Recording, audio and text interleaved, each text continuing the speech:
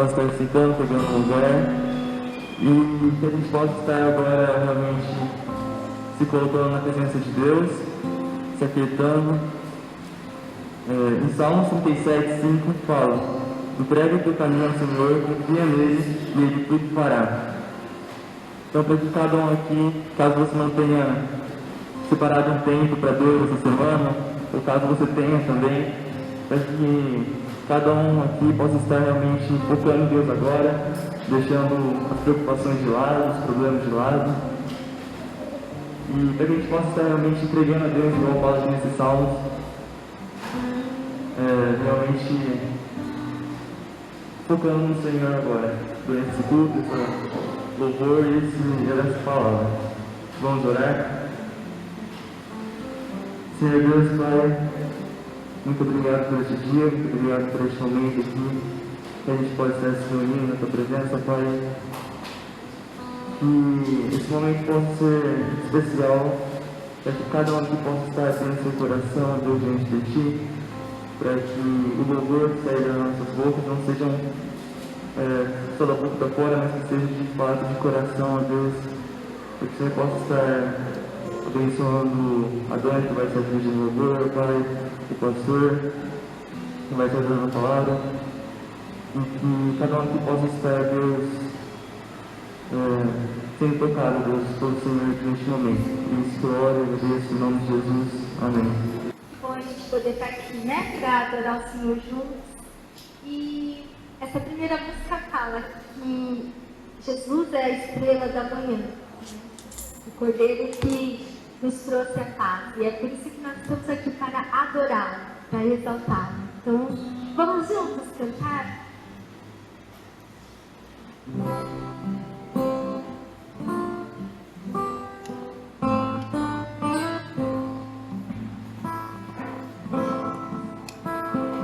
Você possa dirigir nessas palavras para o Senhor.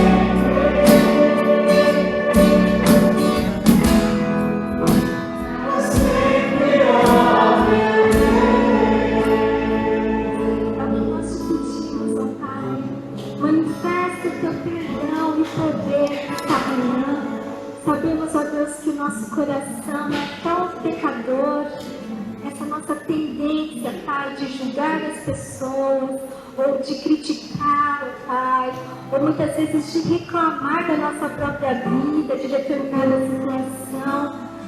Ó Pai, nos perdoa, Senhor, nesta manhã. Manifesta o teu poder, ó Pai, nas nossas vidas. Nós queremos, ó Pai, sair deste culto plenos da tua presença, plenos, ó Deus, do teu amor, não porque merecemos, não por nossa própria força, mas pela tua graça, Senhor. Visita o nosso coração, atrai, Pai, a nossa atenção nessa manhã, Pai, para ouvirmos o que o Senhor tem a dizer e nos ensina a te adorar, Senhor. Eu peço, ó Pai, para que o Senhor dê ordens aos teus anjos, para que eles também nos conduzam a uma adoração que te agrada, Senhor, para que esse lugar, esse templo se encha, Pai, com os teus louvores, e que teu Espírito Santo tenha liberdade de falar, tenha liberdade de quebrar barreiras, Pai, em nome de Jesus, que nessa manhã o Senhor tenha liberdade de transformar o nosso coração, que nós cada dia mais a gente possa ser parecidos com o Senhor, ó Pai, brilhar a tua luz. E isso, Deus, depende da tua graça, depende da tua manifestação. Nos ensina a te adorar, Senhor, de coração, de forma sincera. É o que nós pedimos e agradecemos, em nome de Jesus. Amém. Em Isaías 40, Isaías era um profeta, né, do Antigo Testamento, e em Isaías 40, lá no finalzinho, ele fala assim: ele, Deus, né, fortalece os que estão cansados, renova as forças dos que desistiram, pois até os jovens se cansam e desistem. Os jovens, na flor da idade, tropeçam e caem, mas os que esperam no Eterno renovam suas forças, abrem as asas e voam alto como águias, correm e não se cansam, andam e não ficam exaustos. E a próxima música que a gente vai cantar fala isso, né? Que aqueles que esperam no Senhor vão renovar suas forças. Que se por acaso você está cansado, né, fisicamente, mentalmente, emocionalmente, né, que você possa olhar fixo para Deus, porque aí, se a gente esperar no Senhor e descansar nele, as nossas forças vão ser renovadas. Vamos ficar de pé? Fique de pé.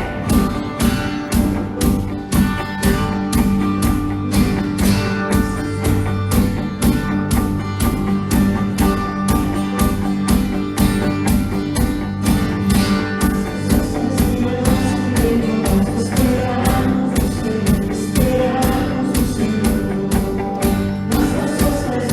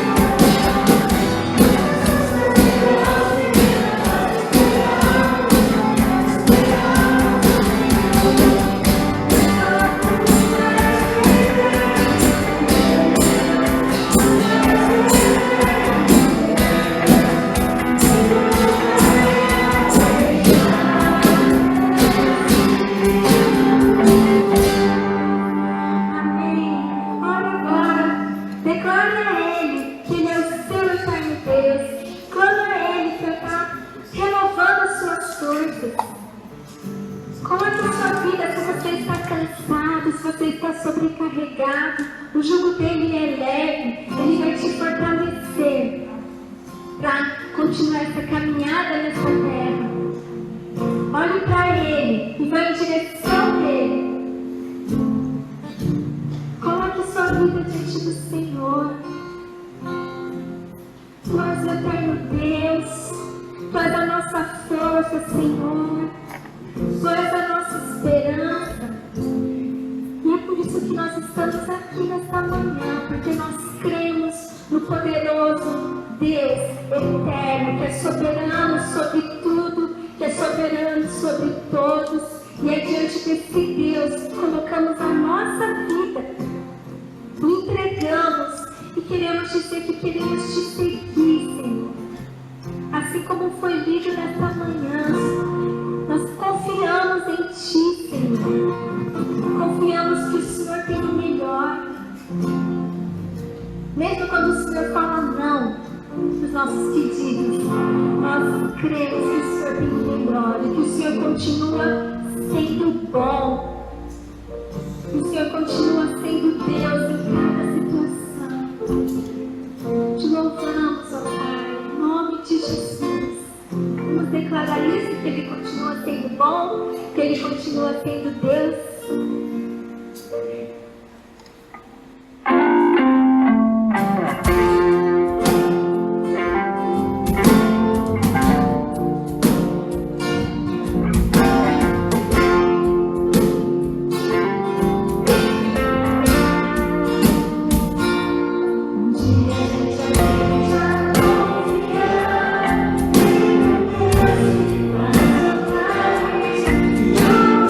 Nossa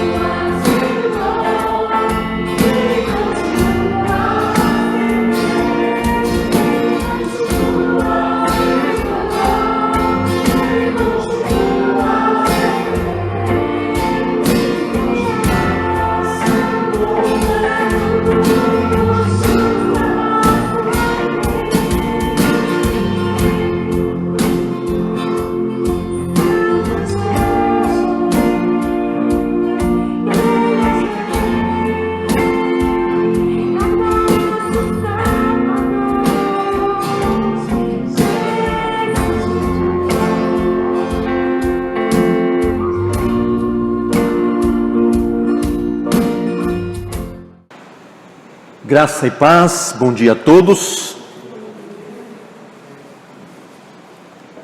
Bom dia a todos.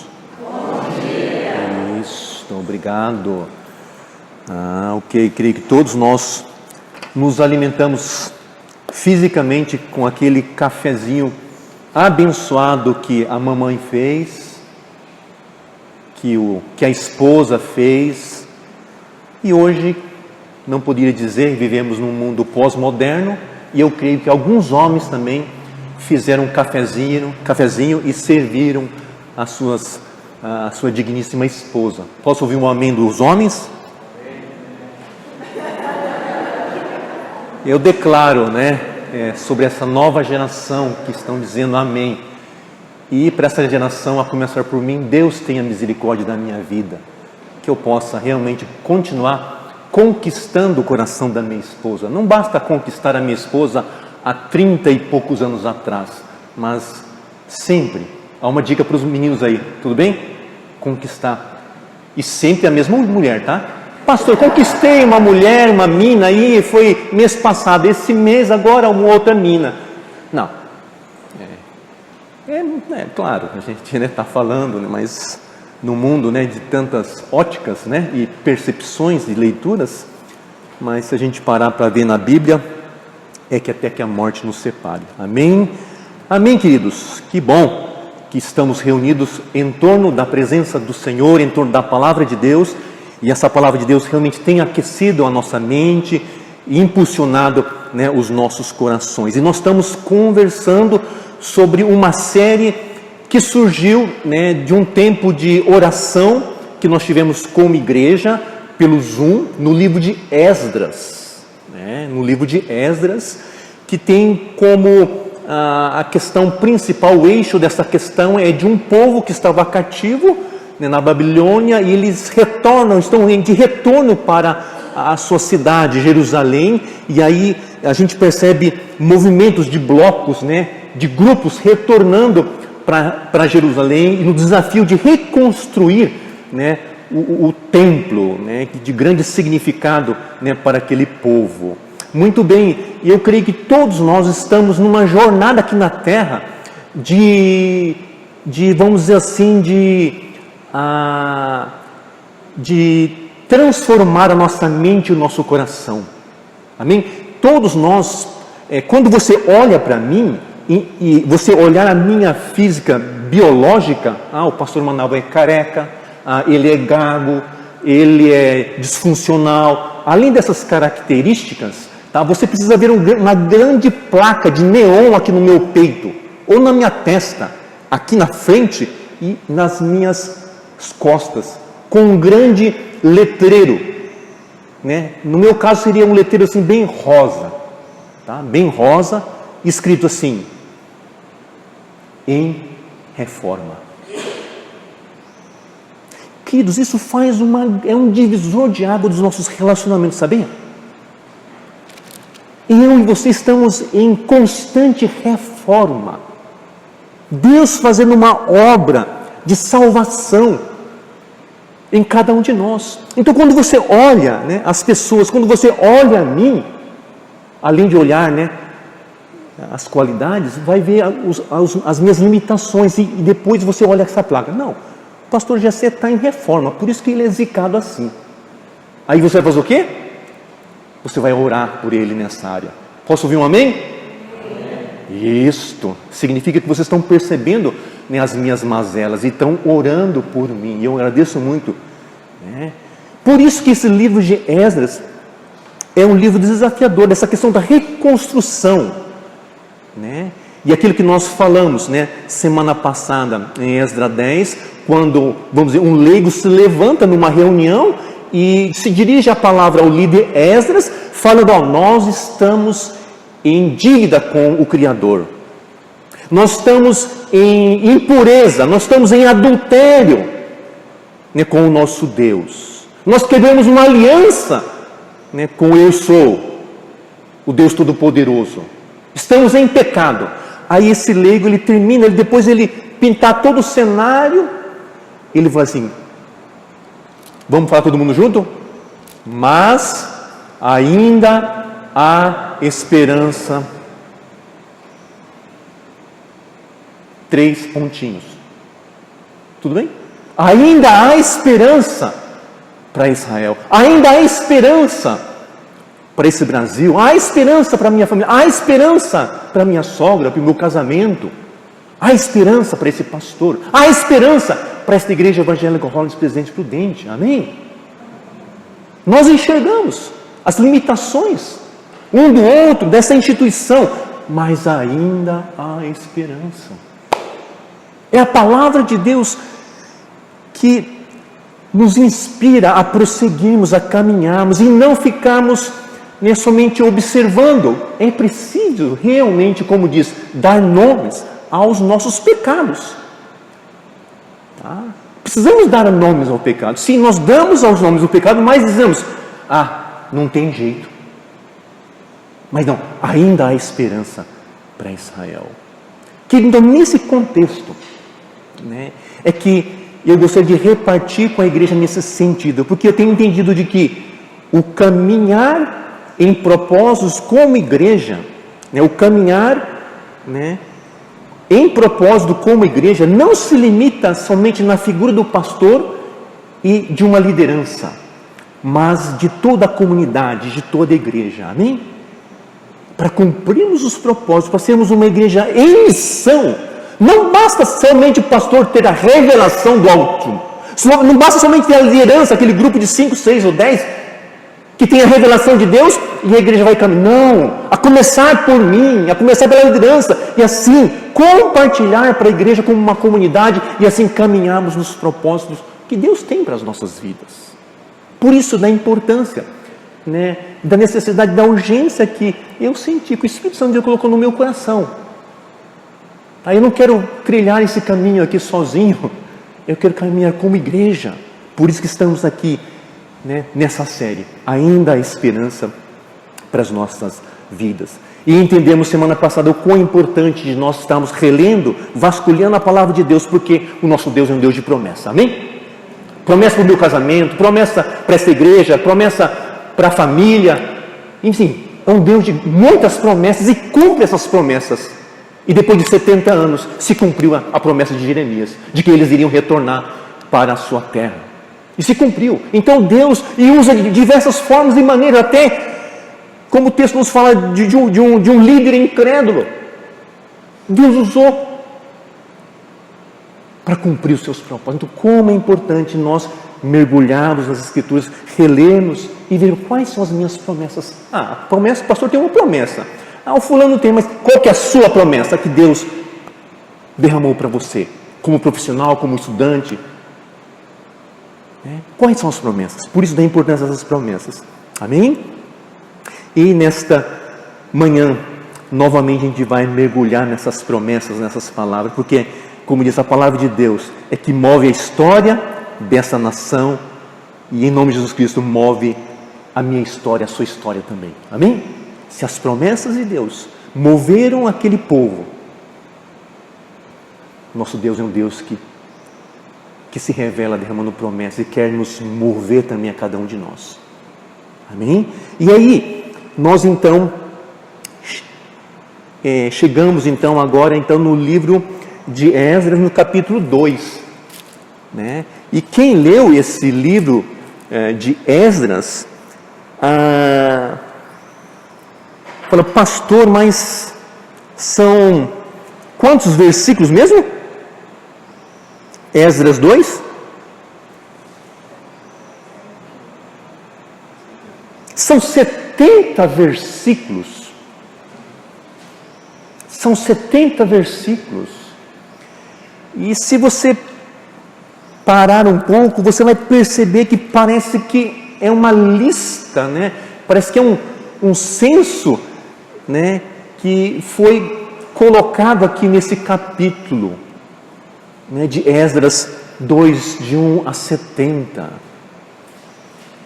E aí a gente queria então tirar algumas verdades desse censo, dessa lista de famílias, pessoas que retornaram para Jerusalém. E é interessante que dos versículos 3 a 21, por exemplo, desse capítulo, parece que é um bloco de parece que famílias, né? É uma lista, parece, de famílias. Depois, dos versículos 21 a 35, parece que é uma questão de localização. De onde que essas famílias vieram, né? Localização geográfica. E por fim, um terceiro bloco, e eu percebo que é listado um grupo de pessoas com funções, né? Então esse grupo que estava retornando tinha a ver com família, né, a sua localização, e um outro bloco de funções. Quais eram as funções que a gente percebe aqui? É a função do sacerdote, levitas, cantores, filhos dos porteiros, servidores do templo, filhos dos servos de Salomão, e aí vem a listagem desse grupo de pessoas. Queridos, você crê que Deus também se atenta a essa questão de números? Né? Deus é um Deus de números também. Você vê na criação, por que Deus estabeleceu no primeiro dia, no segundo dia, e depois se concluiu? Por que esses números? Eu vejo que o nosso Deus é um Deus que se importa com a questão da organização, esse organismo que é a igreja, né? É uma instituição assim que precisa ter, né, algo organizado.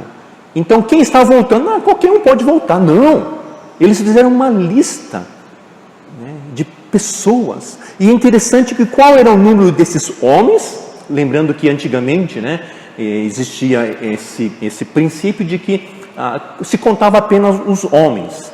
Tá? Então, mulheres e filhos não se contavam. Mas o texto nos fala que no versículo 64 desse capítulo, então toda a congregação junta foi de 2.360. Versículo 64. Toda essa congregação, esse primeiro bloco, então, era então de 42.360, né, pessoas, homens. Uau, bastante gente, né? Suzano, olha só. Prudente, habita a população 200 e poucos. Então você pode ter uma ideia, né, dessa população aqui. Né? Queridos, aí você voltando, né, para essa no que constitui esses grupos, né, seja de famílias, de localização e principalmente em questão às funções, o que me chama a atenção é sobre essa questão do número dos sacerdotes, tá? Versículo 36, né, a 39, então está uma lista aí dos sacerdotes. Aí quem é bom de geografia aí? Né? Na minha conta aqui dessa lista deu 5.400, né, sacerdotes que foram incluídos, né, nesses 42.360. Tá? Significa o quê? Desses 40.000, né, 5.000, isso dá quantos por cento da população? Um pouquinho mais de 10%. É isso? Estou bom de geografia? Né? Em relação às demais funções, com relação aos cantores, né, levitas, mas com relação ao sacerdote, isso me ressaltou nesse texto. Mas por quê? Quase 10% dessa população, né, foi, né, comissionado essa questão dos sacerdotes. Eu creio que está uma grande dica, né, para nesta manhã, né, quando se fala em ajuntamento. Então, quando eu vejo esse censo, quando eu vejo essa lista, em primeiro lugar eu vejo o quão importante, o quão é desafiador você estar vinculado em uma instituição religiosa. Amém? quão é importante você fazer parte, né, aqui no caso nós usamos o termo, o rol de membros da denominação Igreja Evangélica Holiness do Brasil. Quão é importante isso? Hoje nós temos uma estatística muito grande do pessoal dos decepcionados com Deus. Não, muito forte decepcionado com Deus. Quando o indivíduo chega a esse ponto de ficar decepcionado com Deus, acho que a obra tem que ser muito grande, né? Mas nós vivemos numa geração de homens e mulheres e famílias que estão decepcionados com a instituição religiosa. Amém? Você conhece alguém da família? Amigos? A expressão ex-drogado, né? Ex-cristão.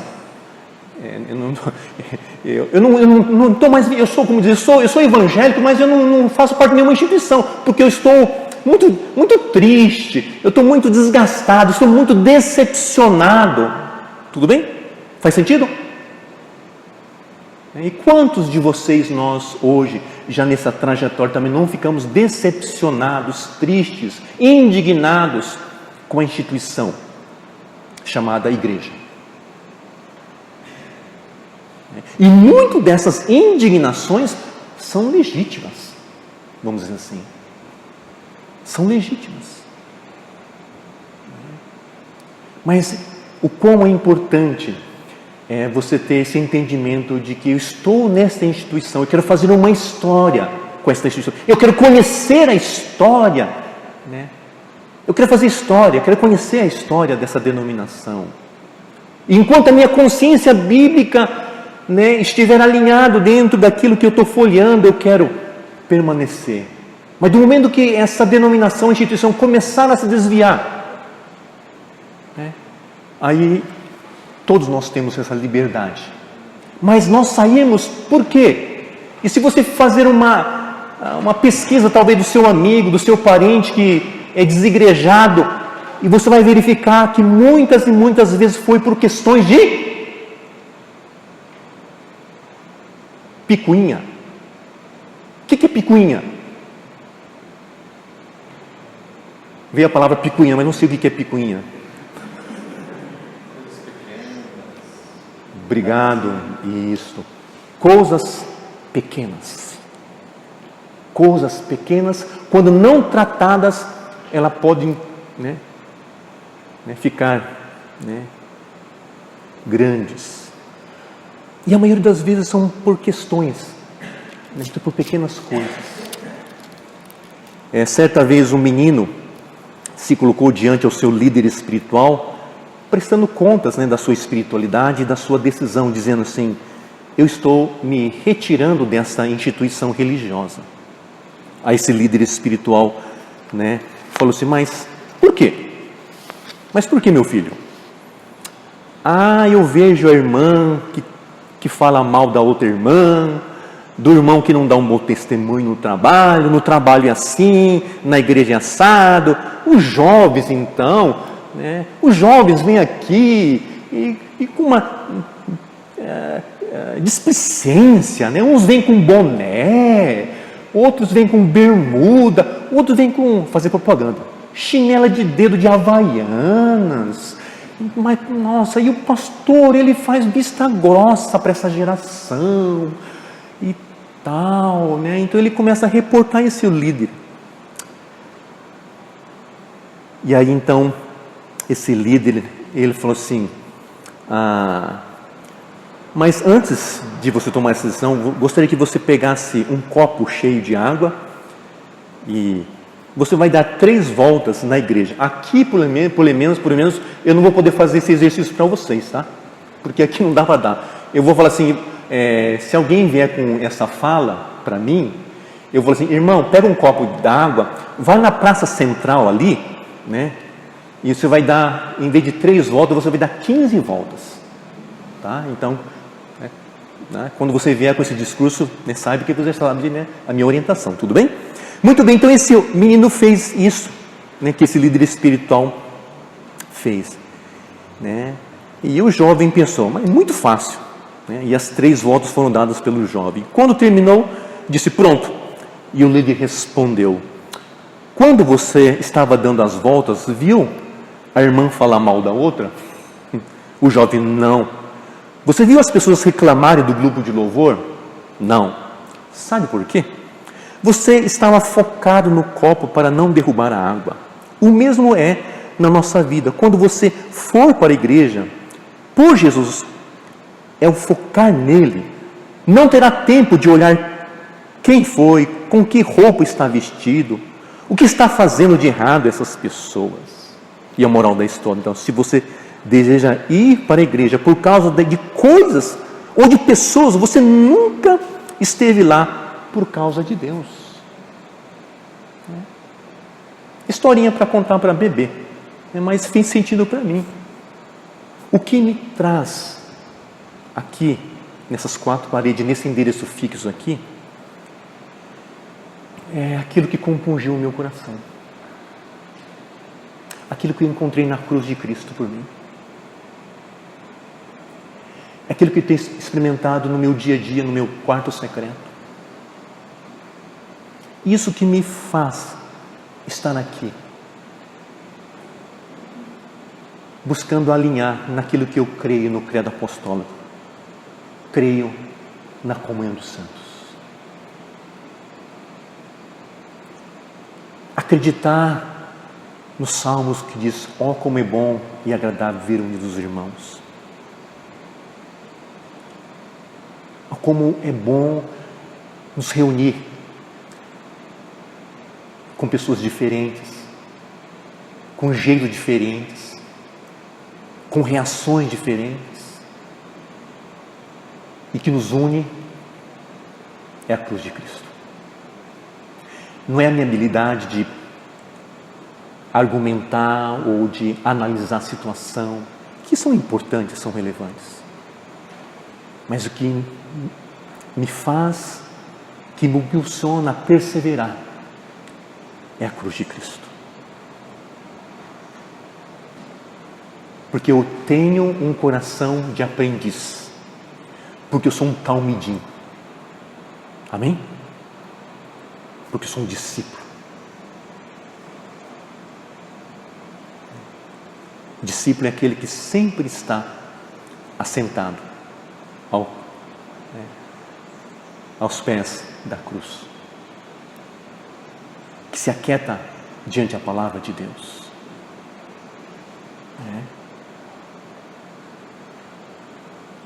Como é desafiador fazer parte de uma instituição. É desafiador. Ontem nós tivemos o congresso de leigos da nossa denominação. Muita gente participou, via Zoom. Nós tivemos um momento aqui com distanciamento e tal. E o preletor foi o pastor Joel Odaira, de Suzano. E a temática foi dessa questão dessa geração passar o bastão para a próxima geração. E aí ele colocou uma questão sobre a dinâmica da igreja.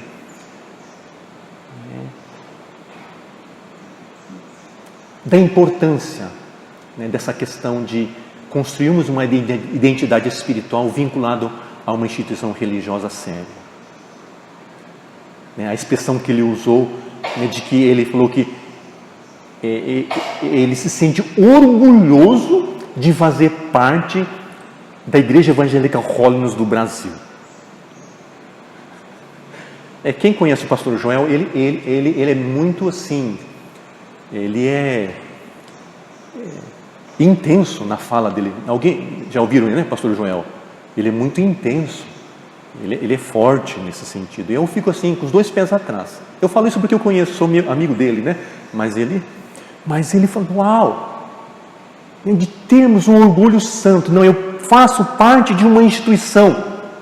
Qual instituição que você faz parte? Você faz parte de qual? Você é evangélico, Abordagem, vocês universitários. Você não foi abordado já? Jim, Xunde aí? Não foram? E aí? Você falou o quê? Não, eu sou discípulo de Jesus. Mas aí você tem que reagir. Não, mas você está vinculado. Não, eu sou assim, Jesus salva, Jesus cura, e tudo bom. Não, eu faço parte de uma denominação. Qual denominação? Batista, Presbiteriana, Assembleia de Deus, Holiness. Aí eu falei, que seita é essa? Eu nunca ouvi falar. O quê? É a oportunidade de você transmitir. Lembrando que nós estamos aqui em Prudente, nesse mesmo endereço, quantos anos mesmo, pessoal? Como igreja? 80 e poucos anos, né? Então, bênção. E às vezes eu fico, né, aqui na frente, né, passarinhando, aí o pessoal passa assim, olhando assim, né, lendo a placa. E alguns deles falam, nossa, que igreja é essa aí? Que seita é essa? Teve um cara que falou, que seita é essa? Essa seita é seita de Jesus Cristo de Nazaré. Uau, não conhecia essa seita. Então, vamos conversar sobre essa seita? Não, eu estou com pressa agora. Ele vai embora.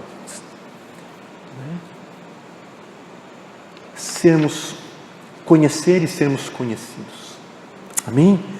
Queridos, como é importante então nós fazemos parte, né, de um ajuntamento. E eu creio que outra questão, né, que esse texto nos fala, não basta eu fazer parte de uma instituição, mas nessa instituição, né, quais são os ensinamentos dessa instituição? É importante saber, né? É verdade? Qual é a linha de ensinamento, a linha, né, de estudo, né, como diz, teológica dessa denominação? É muito importante, né, saber disso. Para isso, eu queria então concluir essa ideia, né, no livro de Coríntios, né, 1 Coríntios 14, 26. 1 Coríntios 14,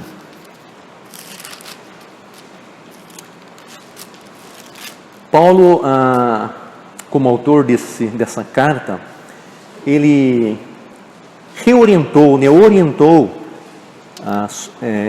essa comunidade com respeito no que consistia, né, o ajuntamento. Então, eu creio que hoje também se faz necessário, né, nós pararmos e refletirmos nessa questão. Não basta nós ajuntarmos por ajuntar, mas esse ajuntamento está, né, fundamentado em qual princípio e dinâmica. Então, Paulo nos diz em 1 Coríntios 14, 26, fala assim: que fazer, pois, irmãos, quando vos reúnes? Um tem salmo, outro doutrina, esse traz revelação, aquele outro língua, e ainda outro interpretação. Seja tudo feito para o quê? Edificação. Como é importante. Não basta nós nos ajuntarmos, mas nesse ajuntamento, né, quais são as diretrizes, os ensinamentos, a doutrina?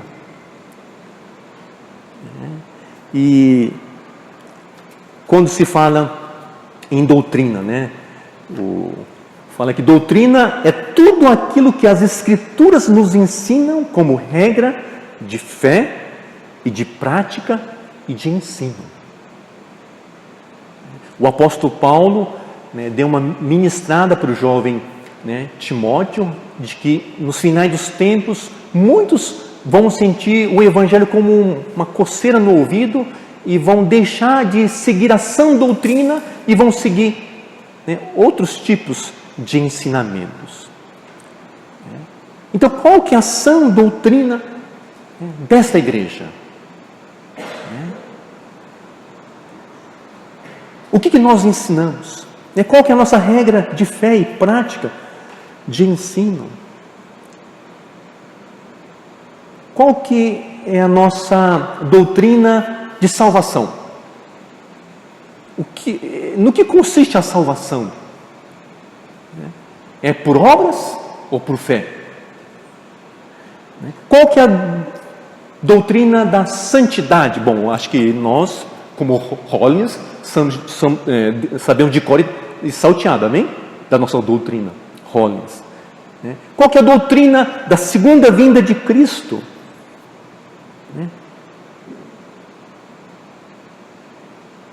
A doutrina do Espírito Santo. Qual que é a doutrina do dinheiro? Opa, você não sabia que tinha doutrina do dinheiro? Doutrina do sexo? Doutrina do casamento?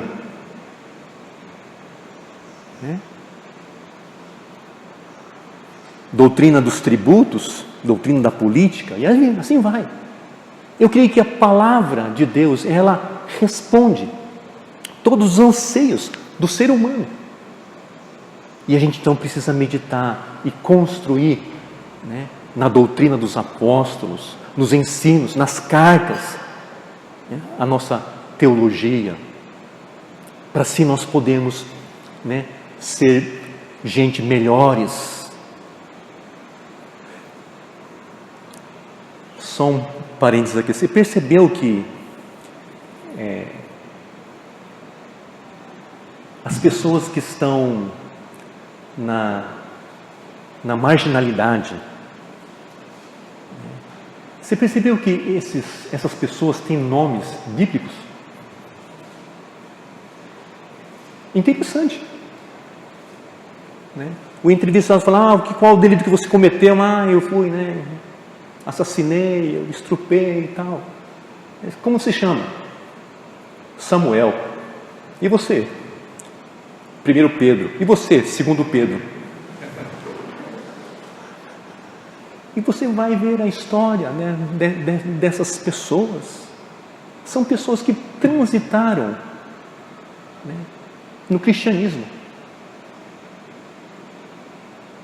mas que nessa jornada alguma coisa aconteceu. Retrocederam na fé, se apostataram. Mas o quão é importante nós construímos o nosso estilo de vida, as nossas escolhas e decisões, que as nossas conversas possam ser pautadas por princípios da palavra de Deus. E como é desafiador. Eu começo isso em casa, na minha família, no meu relacionamento com a Márcia, no meu relacionamento com os meus filhos. Eu quero evitar de trilhar a doutrina da educação de filhos, naquilo que Efésios nos fala. Essa é a minha tendência.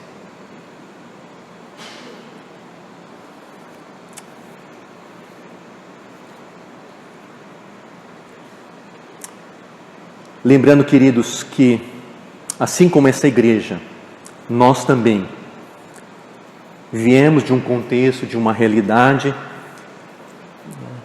em que nós servíamos, entre aspas, outros deuses. E Paulo então exorta de que especificamente nesse sentido, com respeito no que consistia o culto, então ele trata essa questão da importância do louvor, da adoração, da doutrina, da revelação, dos dons espirituais, mas tudo com ordem e decência, para a edificação da igreja.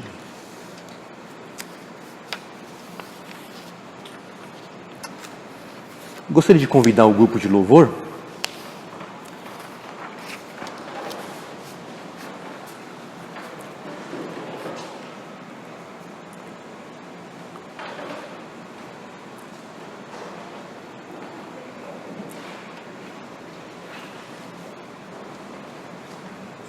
Vamos colocar de pé, e nós queríamos ter esse tempo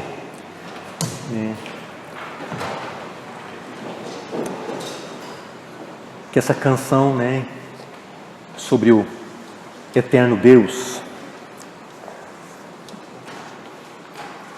é um Deus que tem se revelado, ministrado aos nossos corações e falado para cada um de nós, dentro da realidade que você tem vivido, e talvez você não tenha tido um olhar de fé ou de esperança, mas Deus nos fala de que em comunidade, você pode ser acolhido. Em comunidade, você pode ser abençoado.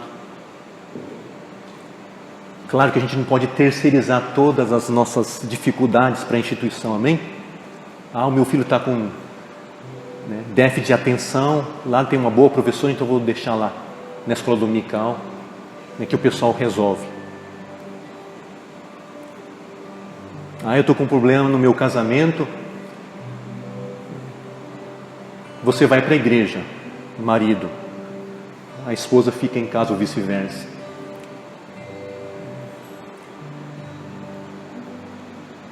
Sim, esse ambiente é um ambiente terapêutico, um ambiente que cura, restaura, renova a vida do ser humano. Mas tem coisas que cabem a mim, como sacerdote, como um profissional, decidir e fazer. Mas o quão é importante também nos vincularmos a uma comunidade, para que essa comunidade possa me abençoar. Essa questão do orar uns pelos outros. Como a gente pode orar uns pelos outros? Quando a gente conhece, ou quando nós temos liberdade de falar um pouco da nossa história. Isso é testemunhar. Repartir, compartilhar um pouco da nossa história.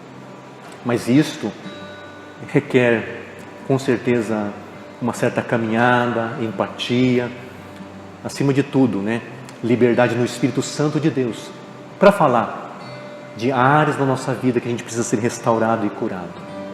E crendo de que nesse ambiente chamado ajuntamento dos santos, sim, aí nós temos liberdade, aí nesse ambiente nós temos cura, restauração de vidas em Cristo Jesus. Amém? E esse Deus que queremos engrandecer neste momento. Amém?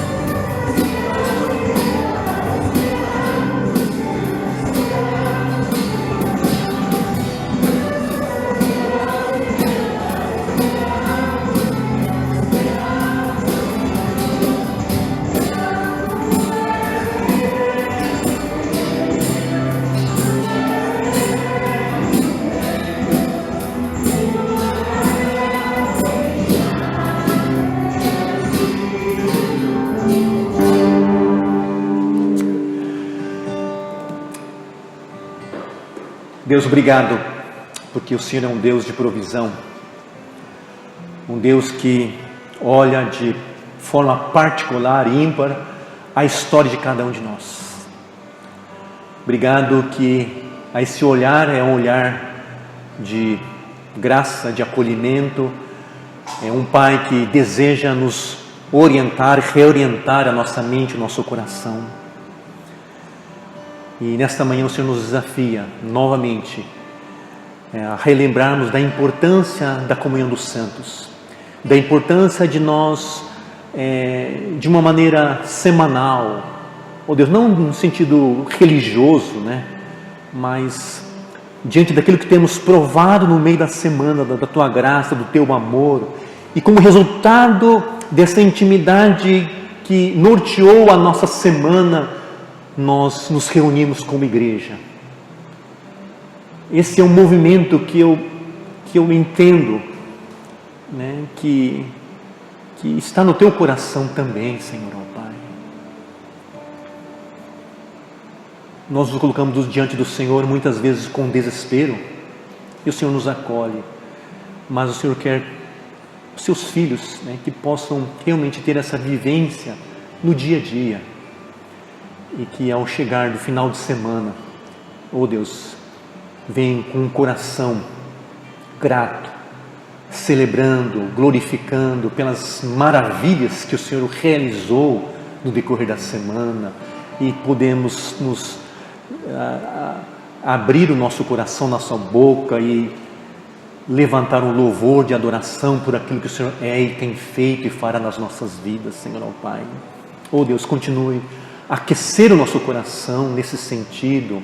Não permita, Senhor, ó Pai, que o Teu povo venha a ficar desmotivado. Sim, hoje nós temos muitos motivos, em particular com respeito à pandemia, mas obrigado pela vacina, obrigado pelos protocolos, mas que o Teu povo possa ser aquecido por essa questão da importância da comunhão dos santos, para assim nós realmente ouvirmos a história um do outro, assim nós intercedermos uns pelos outros, assim nos edificarmos uns aos outros, Senhor, ó Pai. Por favor, é que nós oramos agradecidos por fazermos parte de uma denominação, de uma igreja local que caminha em santidade e em santificação.